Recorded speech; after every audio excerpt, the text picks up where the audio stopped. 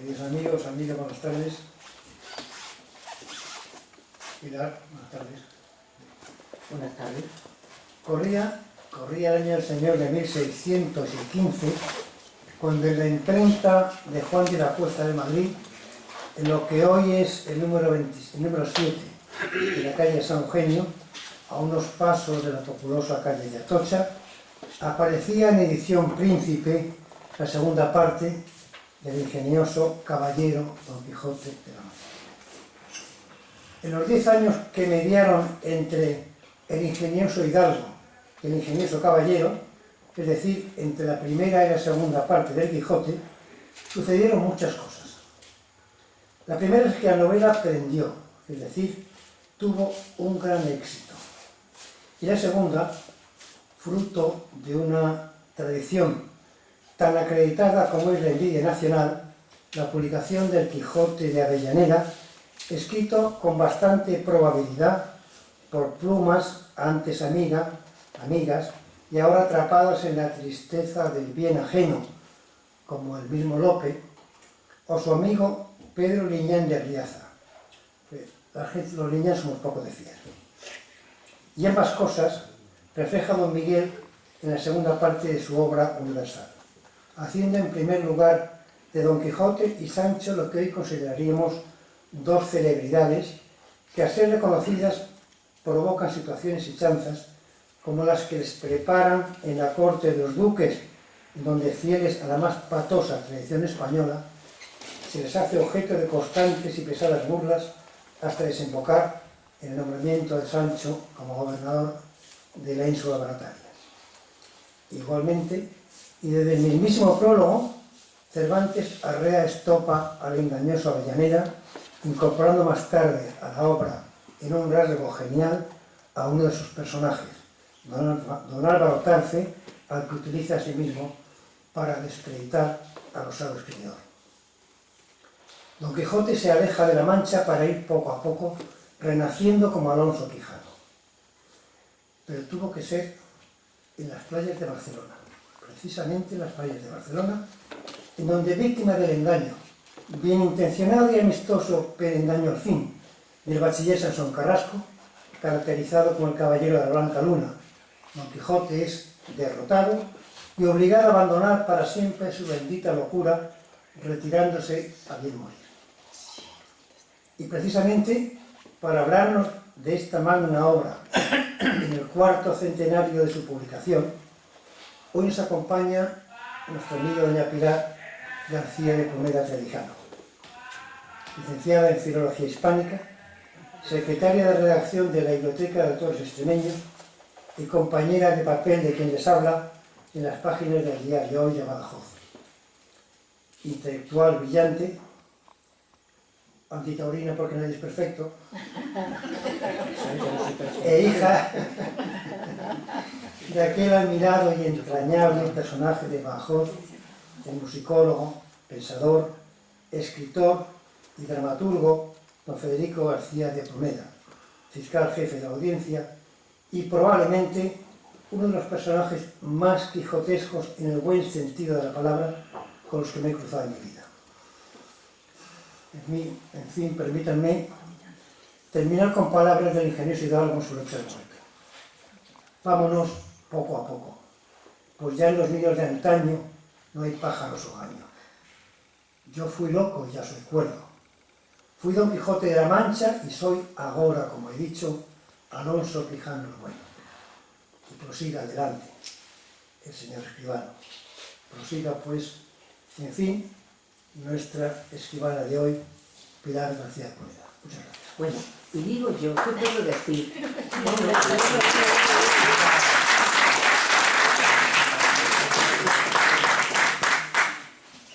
¿Qué puedo yo decir después de esa maravillosa síntesis? Y artesalanita. Lo voy a decir igual, ¿eh? Lo voy a decir lo mismo, porque si no voy a hablar 10 minutos. Bien, ya sabemos, el centenario de la segunda parte, a 10 años de distancia de la primera, y el caso es que Cervantes en ese tiempo no deja de escribir, escribe los entremeses, escribe novelas ejemplares. ¿Y por qué tarda tanto tiempo o si tenía intención de publicar esa segunda parte?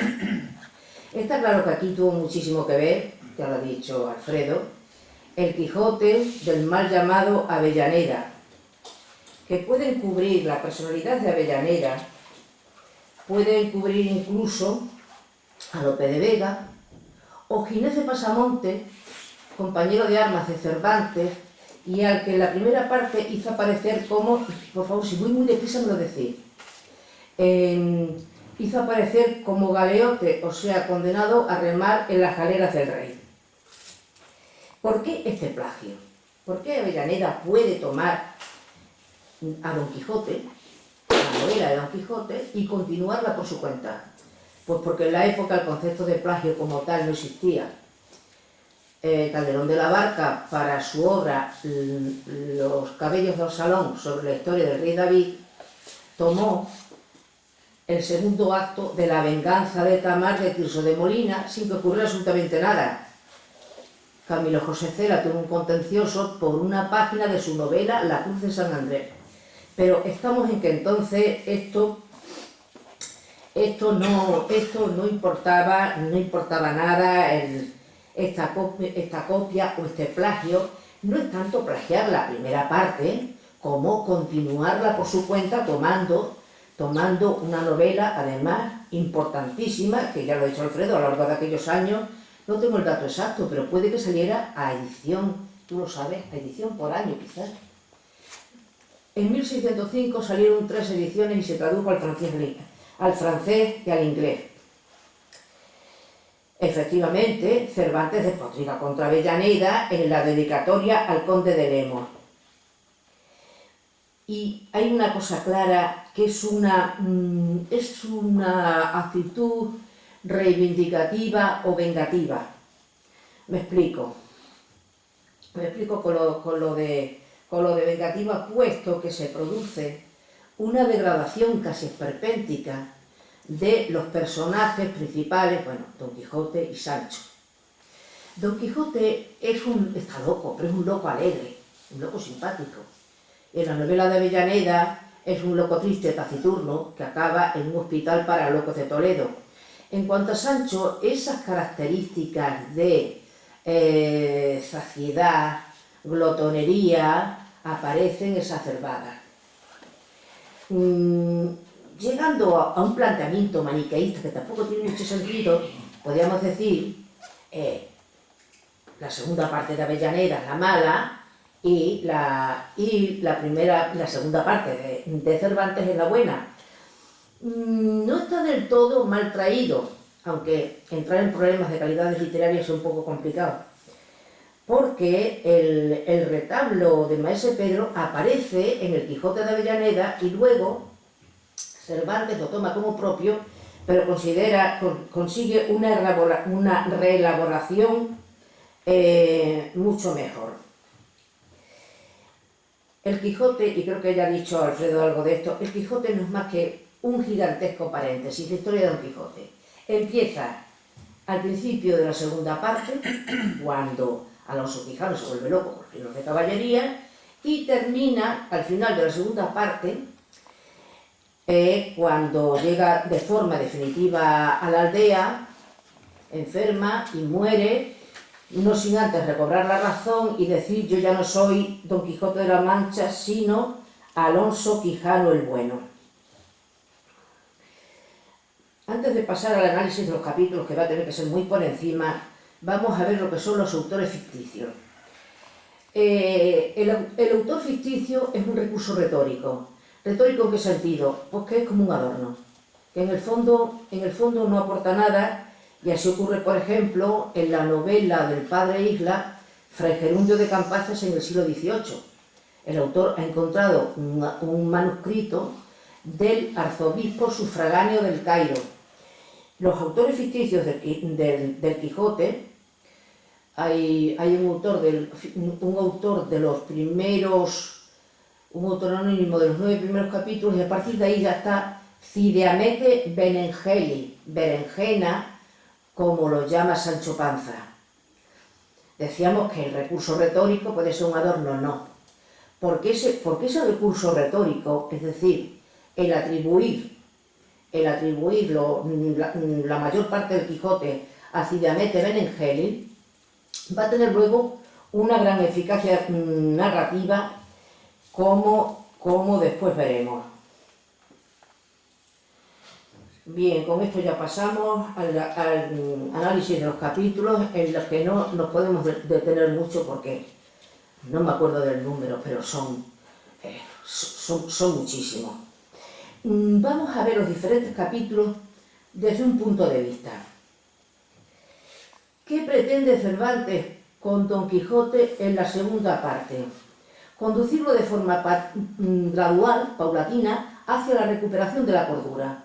Al final de la novela ya no estará loco, pero esto hay que conseguirlo de forma, como hemos dicho, paulatina, porque que al final de la novela muera, bueno, es el final lógico de todos nosotros, pero esa recuperación de la cordura en alguien que la perdió de esa forma, que se convirtió así por las buenas en caballero andante, eso tiene que ser un proceso largo y un poco costoso. Así, capítulo 9. Esto es cuando Sancho y Don Quijote van al Toboso.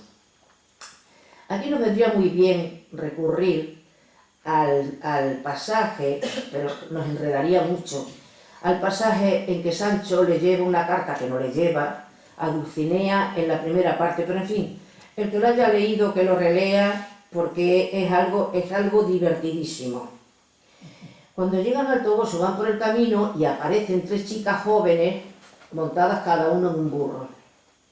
Sancho, que de alguna manera tiene que salir, señala una de ellas y le dice: aquella es.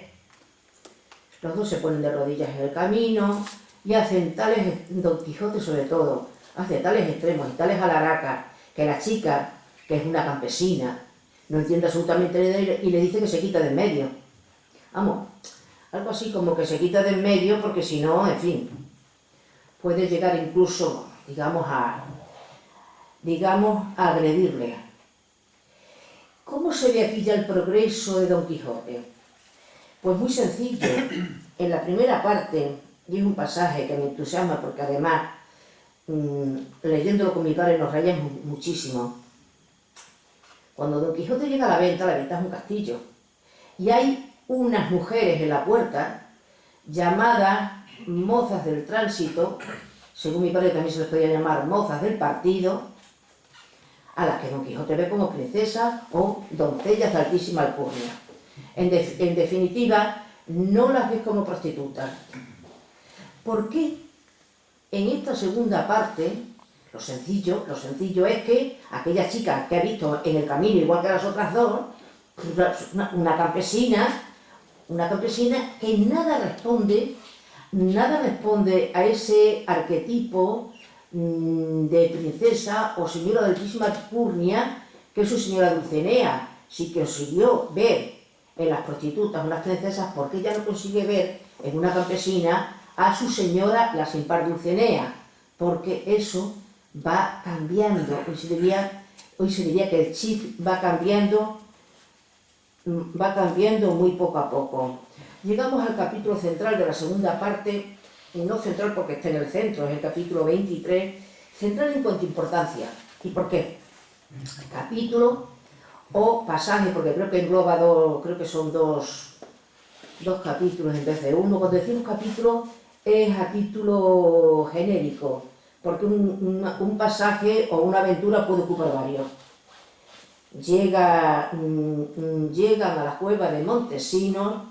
Don Quijote, como no se empeña en bajar, lo descuelgan con unas cuerdas. Al llegar al fondo de la cueva se duermen y a las 2 horas lo recuperan, pero según él, hasta allí 2 días con sus noches. Allí ha visto un poco de todo. Ha visto a Durandarte muerto, tendido en un catafalco, y Durandarte, aunque está muerto, puede hablar. Montesinos le habla de los diferentes encantamientos que se están produciendo allí, Por ejemplo, bueno, pues Guadiana convertido en río, las rideras que son las hijas de Guadiana convertidas en runas, en fin, una serie de cosas bastante disparatadas. El descenso a las profundidades no es un tema nuevo, es lo que se llama un topoi o tema recurrente en la literatura. Por ejemplo, el descenso al orco de Eneas, y debe haber más, yo ahora mismo no recuerdo ninguno, o en la Divina Comedia de Dante, el infierno, o los descensos de la épica. Allí sí, hay personajes importantes, claro, Durandarte, tomado de la épica de Roncesvalles, su amada Belerma, pero los personajes más importantes en las cuevas de Montesinos son Dulcinea, que aparece, en palabras de Cervantes, como la labradora que habían visto a Melito Bosso, y sobre todo aparece la criada de Dulcinea, que llorando se le acerca y le pide una cantidad ridícula de dinero a cambio de un faldellín de cotonía, o sea, un faldellín de algodón. Don Quijote le dice que no puede dárselo, porque él lo que llevaba era una cantidad muy pequeña de dinero para dársela de limosna a los pobres que encontraran en el camino. Esto, para los especialistas, es un intento ya muy serio, o un comienzo muy serio de disolución de la voluntad heroica de Don Quijote, puesto que no puede ayudar a su señora con una cantidad tan pequeña. Capítulo 27, el retablo de Maese Pedro, que ya no tiene nada que ver con lo anterior, no tiene nada que ver con Dulcinea. El retablo, y recomiendo, ahora que estamos, recomiendo la lectura del entremés, el retablo de las maravillas, porque es una maravilla, valga la redundancia. Es el retablo es un teatrillo, no parece un teatro de marioneta, unas figuras, las llaman hechuras de cartón o de madera. Claro, Don Quijote al ver aquello se lía mandobles con el retablo y lo destroza. Y aquí viene lo curioso, lo que no entendemos dentro del contexto de la locura de Don Quijote. Y es que Maese Pedro el pobre se queja, me ha dejado, algo así como vuesa merced me ha dejado sin la hacienda. Y Don Quijote se presta a recompensarle económicamente. Vamos a ver, cuando Don Quijote ataca a los molinos de viento o destroza los pellejos de vino, en ese momento Don Quijote es un benefactor de la humanidad. ¿Cómo va a reconocer él un error como ese? Y cuando destroza el retablo, pues también, porque el retablo está lleno de gigantes o follones, en fin, ¿no?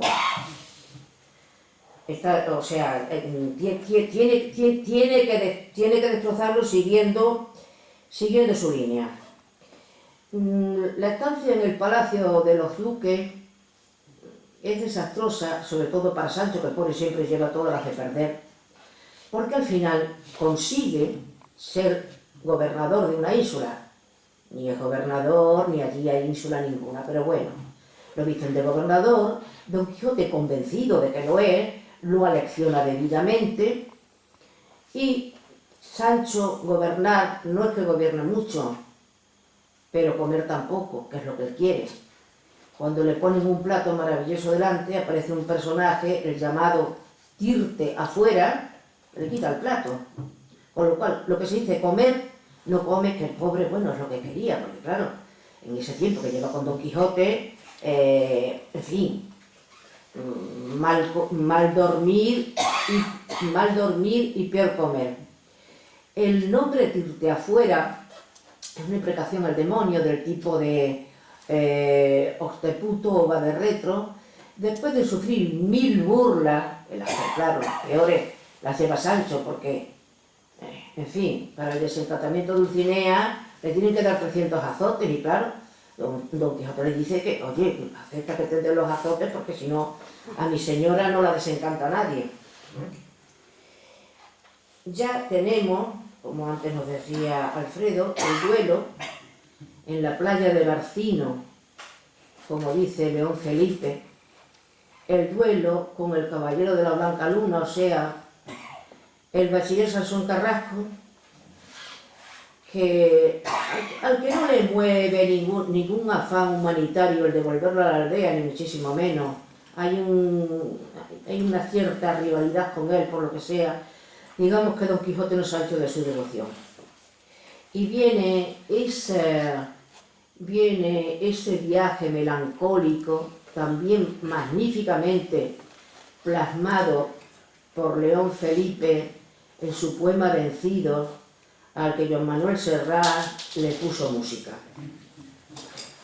Viene ya el regreso definitivo, el momento en que Don Quijote ya dice, Don Quijote, bueno, Alonso Quijano, porque aquí, claro, nos movemos en una doble personalidad, es decir, Don Quijote no es otro que Alonso Quijano, que se ha vuelto loco.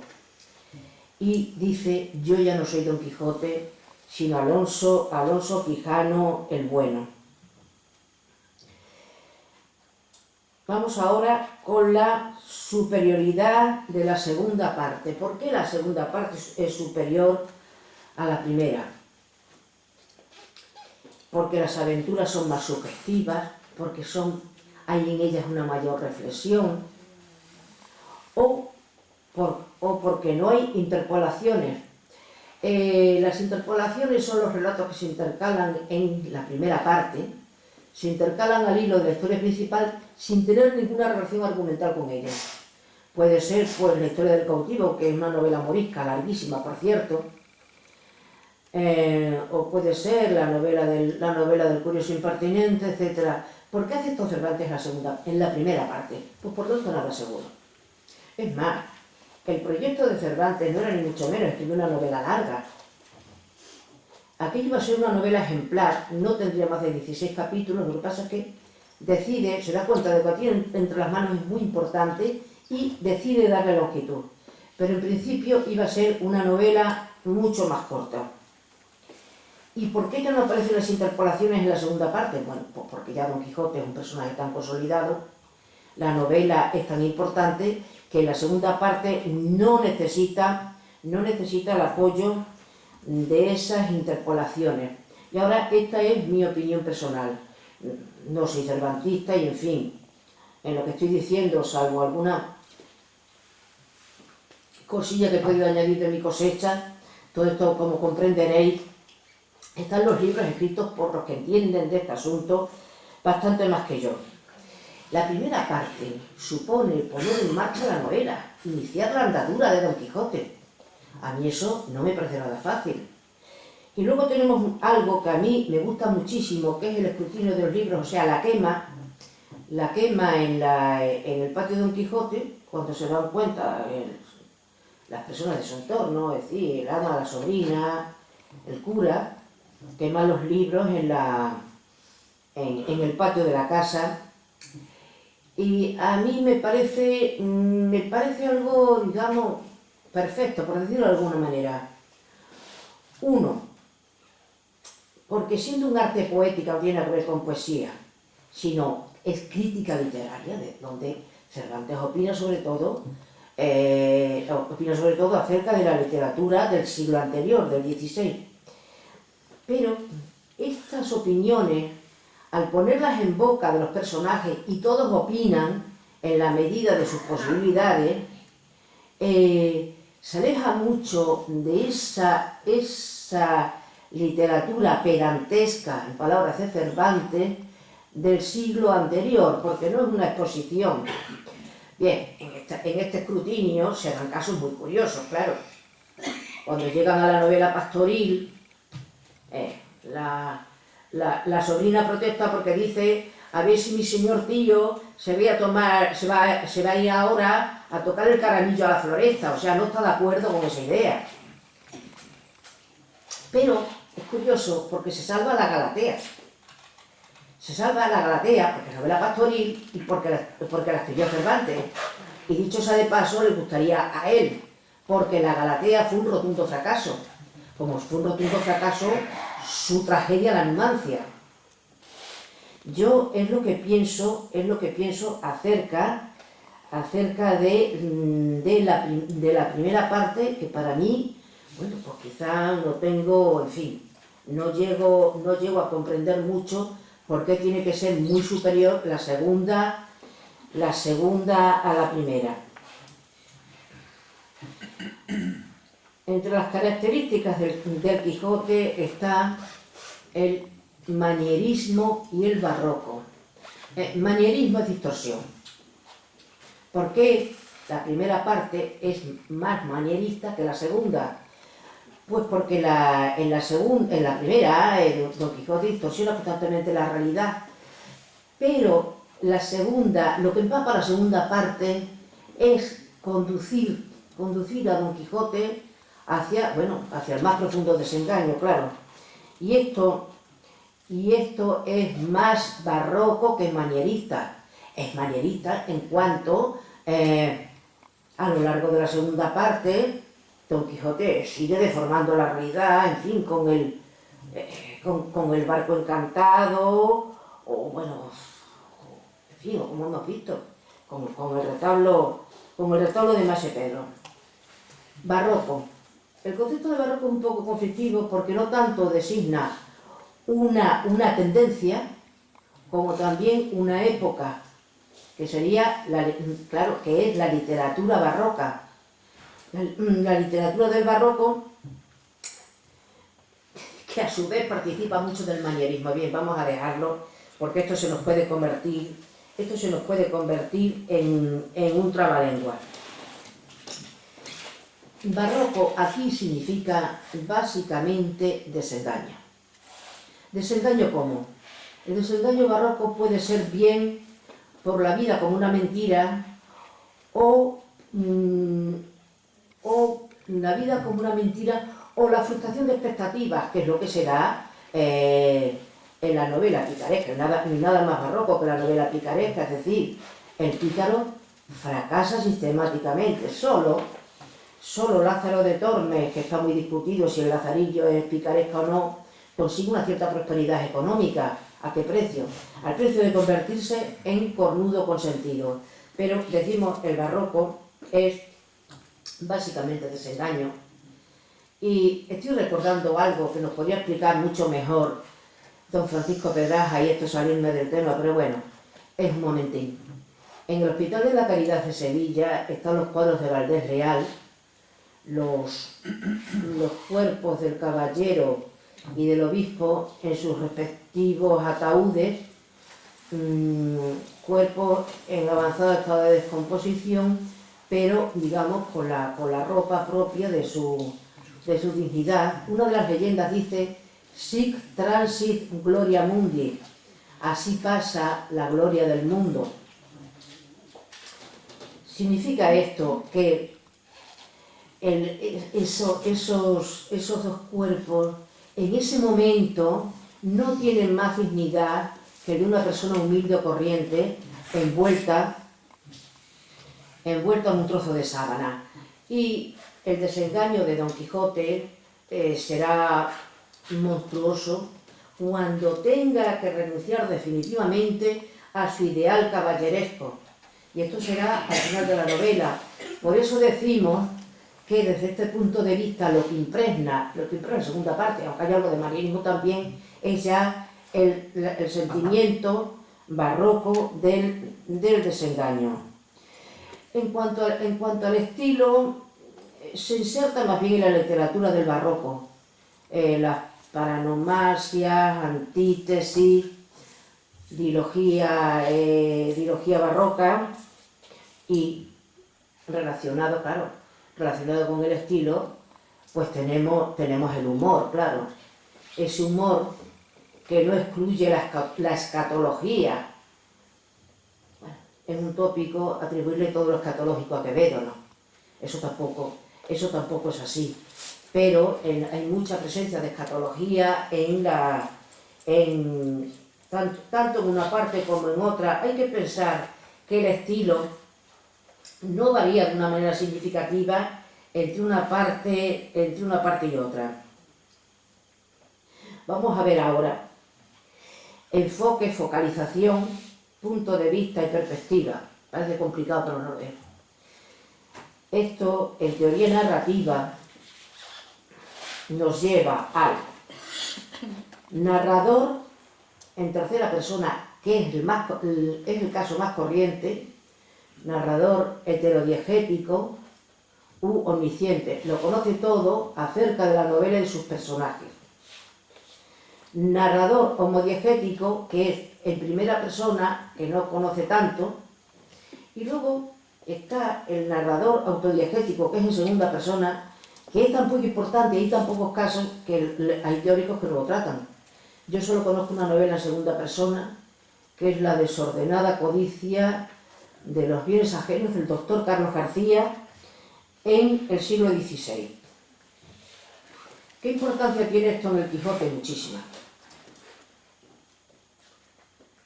Frente a la narración en tercera persona, tenemos la intervención de Cervantes como personaje, o sea, narrador homodiegético. Por ejemplo, bueno, pues cuando cita, por eso decíamos que los autores ficticios, Cidamete Benengeli, iban a ser una gran eficacia narrativa, porque él habla en muchas ocasiones de Cidamete Benengeli, no se limita a nombrarlo al principio. Entonces tiene mucha importancia cuando él interviene como personaje. Luego tenemos lo que es la mezcla de ficción y ficción, lo estoy explicando fatal. La ficción dentro de la ficción. Esa ficción es cuando Cervantes habla de los autores ficticios. Esto, cómo no, estuvo magníficamente estudiado. Vamos, no lo está, por don Ricardo Segarra. De tan maravilloso recuerdo, porque él dice que esto abre, para la construcción de la novela moderna, abre un haz de posibilidades infinitas. No olvidemos que el Quijote inaugura la novela moderna o la novela realista. También tenemos la metanovela. ¿Cuál es la metanovela? Cuando se mezcla la ficción con la realidad. ¿Y cuándo se mezcla? Pues cuando Don Quijote se entera de que Avellaneda, claro, la novela de Avellaneda es algo real, se entera de que en su novela, en su segunda parte, lo ha puesto de loco de atar, y se enfada muchísimo, y como tiene presa ya a Zaragoza, decide que ya no va. Entonces ahí tenemos metanovela. Si antes era ficción-realidad, ahora tenemos una mezcla de... ficción dentro de la ficción, me estoy equivocando, eso sería mezcla de realidad con ficción. Ya nos queda muy poquito. Tratamiento de los personajes. El tratamiento al personaje, sobre todo al héroe, es muy barroca, y además el tratamiento de Cervantes a Don Quijote es un poco, por no decir bastante despiadado. Es normal, es un caballero andante, y él lo que está haciendo aquí es criticar la novela de caballería que se desarrolla en el siglo XVI y tiene un precedente remoto en el siglo XIV, que es el caballero Cifar. Antes olvidé decir en el escrutinio de los libros que, aunque Cervantes no estaba muy de acuerdo con la novela de caballería, no estaba muy de acuerdo, está totalmente en contra, se salva la principal novela de caballería, El Amadís de Gaula, de García de Montalvo. ¿Y por qué trata tan mal Cervantes a su personaje Don Quijote? Vamos a ver. que la bacía de un barbero no pueda ser el yelmo de Mambrino, los molinos no puedan ser gigantes, ni los pellejos de vino tampoco, hasta aquí es razonable. Ahora bien, que no consiga, no pueda llevar nada a cabo, por ejemplo, en la primera salida, es cuando se encuentra un chico al que su amo está dando una paliza formidable. Interviene, el amo le deja de pegar al chico, pero cuando Don Quijote se da media vuelta, el amo le da la paliza al chico, pero mucho más grande. Encima luego el chico se lo echa en cara. En ese momento sería cuestión de concederle, digamos, un respiro por lo menos, que haga algo porque dentro del espíritu caballeresco de Don Quijote está el defender la paz, el amor, la libertad, es decir, que haga algo por la humanidad, pues ni eso. No le concede esa pequeña posibilidad. Tratamiento, personaje, tópico. Vamos a ver, esto es muy cortito. ¿Qué es eso de con la iglesia hemos topado? Para empezar. Eso es cuando llega mal tomoso y la frase es con la iglesia hemos dado. Pero con la iglesia edificio, no con la iglesia institución. Y eso se ha sacado de contexto y es una interpretación anticlerical que no tiene ningún sentido. El otro que es muy corriente. Desfacer entuertos. No. Los únicos entuertos que conocemos son los dolores de las hembras para expulsar la placenta después del parto. No se desfacen entuertos, sino tuertos, del latín tortum, o sea, se endereza lo torcido. Puede que la palabra entuerto aparezca en alguna edición del Quijote un poco sui generis, pero si leemos una edición del Quijote un poquito cierta, aparecerá como tuerto. Y ahora vamos a algo que, bueno, a mí me hace pues muchísimas gracias, que es la polémica acerca de la aldea de Don Quijote. Esto es muy curioso. Es muy curioso porque al final de la novela, cuando Don Quijote ya ha muerto, se cita una frase de Cidamete Benengeli. No la recuerdo textualmente, pero algo así como que lo de la aldea, el sitio donde nació, esto queda en el aire para que los pueblos de la Mancha contiendan entre ellos, y desde luego llevan contendiendo, que yo sepa, 4 siglos. Es el problema que tienen los centenarios. Hasta el 2005, la aldea de Don Quijote se suponía que era Argamasilla de Alba. Bien, pues en el 2005 se reúnen una serie de cervantistas encabezados por don Martín de Riquer y ahora establecen que la aldea, de forma definitiva, y para mí lo de definitivo con unas comillas así de grandes, deciden que se trata de Villanueva de los Infantes. ¿Por qué? Pues porque han conseguido establecer, digamos, la velocidad de crucero, por decirlo de alguna manera, de el rocín de Don Quijote y el burro de Sancho desde la aldea a Sierra Morena. Y la velocidad de crucero son unos 30 kilómetros por jornada. Hasta aquí está muy bien. ¿Y cómo se hace ese cálculo?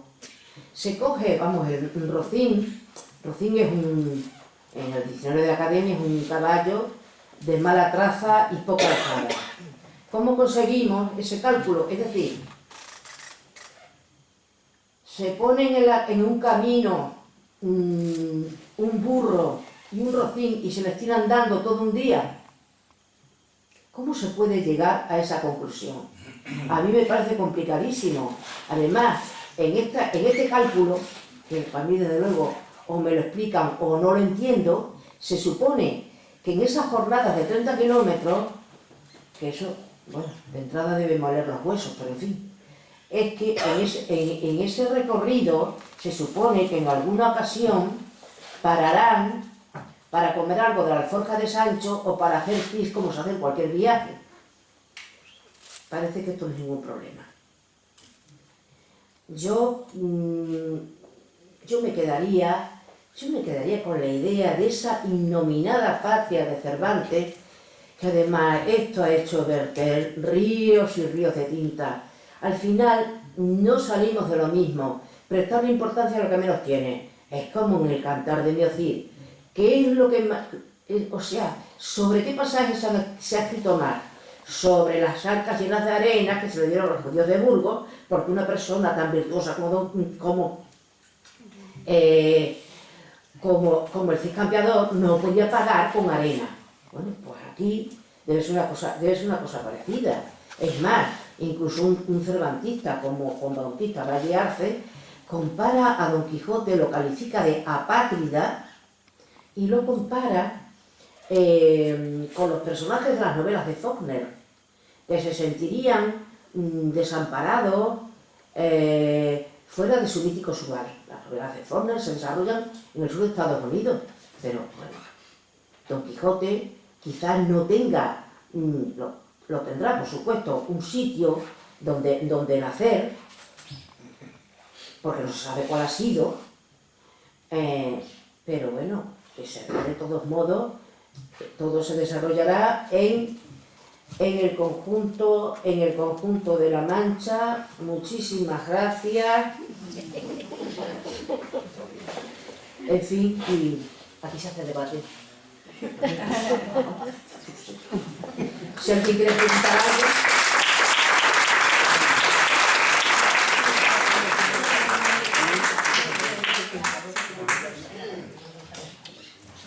Pues, si no tenéis ninguna pregunta, yo tampoco estoy muy acostumbrada a eso del debate, y lo que es peor, seguro que me pilléis en algún renuncio así. Es sencillo. ¿Ah, sí? Es sencillo. La medida de distancia de esa época era la legua. Una legua y una medida de distancia europea son 5 kilómetros y medio. Una definición más exacta de legua, más poética, es lo que anda una bestia en una hora. Aproximadamente es eso. La legua de postas no son 5 kilómetros y medio, son 4. Pues las casas de postas se ven a una distancia una de otra, unos 40 kilómetros aproximadamente. Hacer 40 kilómetros en una jornada, ya está bien, quedan una casa de postas antes de llegar a Albuquerque y quedan 2 antes de llegar a Madrid, todavía en pie aunque en ruina. Un burro no anda eso, a los 30 kilómetros en un día, aunque me parece mucho, sí es posible que lo ande. Pararse, hacer sus necesidades, como no bajarse en un coche, ni mucho menos, los que andamos por ahí mucho a caballo, con coches de caballo y demás, es fácil, no tiene ningún sentido, no hay ningún problema bajarse a comer, a echar almuerzo, a hacer las necesidades. Bien, pero eso queda incluido dentro de los 30 kilómetros. Sí, eso... Quiero decir de la jornada, del día. Sí, está bien, está bien. Vale, Mateo, a mí me parece muy bien, pero ¿cómo calculamos eso desde ahora, desde aquí? ¿Cómo desde aquí? Sí, claro. ¿Desde hoy? Sí. ¿Desde la fecha de hoy? Sí. Bueno, pues un cálculo aproximado, un burro, un polino daría eso en aquella época, ¿no? Sí. Y en esa jornada incluimos... Una jornada de 10 o 12 horas sí lo pueden dar. Incluimos lo de la comida, lo del pis, lo otro... Yo perdona, pero es que lo veo... Pobre burro. No, hombre, es que tampoco, porque claro, en un momento esto puede parecer de risa, me he imaginado a los cervantistas, Don Martín de Riquel montado en el rocín de... y luego otro cervantista, no sé, Francisco Rico, en el burro, contando con que, Mateo, hoy ya no hay ni camino real. Sí hay. ¿Existe? Pero hay caminos muchos. Miles y miles de kilómetros dentro de Extremadura. Bueno, es que yo ya me las imaginaba por autovía, que era todavía más complicado. Y es el camino de Badajoz Jerez, que sale aquí de la carretera Sevilla, que va casi paralelo a la carretera y es un camino precioso, os invito a recorrerlo. Un camino especialmente bonito. Bueno, pues tú te podías encargar de hacer un cálculo de eso. No, yo te lo he hecho ya, no hay problema. No, quiero decir tú físicamente, o sea... Lo hago, yo hago mucho senderismo, yo cojo mucho autobús, por ejemplo... Tú nos has dicho una teoría. No, una práctica, perdón, una práctica. Ah, una práctica, bueno. Vamos a ver. Consuetudinaria en ese caso. Espero, porque a mí este asunto del...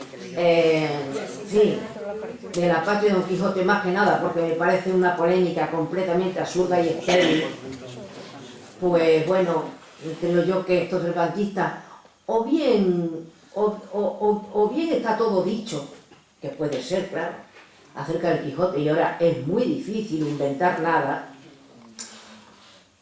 o, la verdad, empantanarse en una polémica que debe llevar siglos, porque hay que pensar otra cosa. A todos los pueblos de la Mancha les interesa que su pueblo sea el sitio de la ciudad de Don Quijote. Argamasilla de Alba, se me ha olvidado decirlo antes, Argamasilla de Alba, allí se supone que Cervantes estuvo preso. Luego, podía ser una razón. Pero es que también con Argamasilla de Alba se aducían una serie de razones. Lo único claro es que Villanueva de los Infantes está más al sur. Pero, yo, la verdad, que me parece, no sé quién dijo, dejemos que los podridos huesos de Don Quijote descansen tranquilos. Y al final, porque esto me está pareciendo, no me quiero enrollar más, esto me está recordando también mucho a la polémica por los huesos de Cervantes. No, claro, y no digamos, si encima encuentran el brazo mutilado, que va a ser una cosa parecida al brazo incorrupto de Santa Teresa. Quien no haya visto el brazo incorrupto de Santa Teresa, es la articulación del codo, es una cosita así. Bueno, vamos a ver, ¿qué más da? ¿Qué más da que esos sean los huesos de Don Quijote? Y lo que es peor, es que en esas excavaciones se ha invertido muchísimo dinero. No hay aspectos de la cultura en España mucho más importantes. Bueno, sabemos que está allí, en ese monasterio, pues vale, pues muy bien. Ahora decir, no, mire usted, esta tibia no es de Cervantes porque esta tibia es de un antepasado mío. Bueno. Tanto Cervantes como Don Quijote nacieron en Palacio Lleno. Antes, verdad, se me había olvidado. Se me había olvidado, claro. Son catalanes. En Palacio Lleno.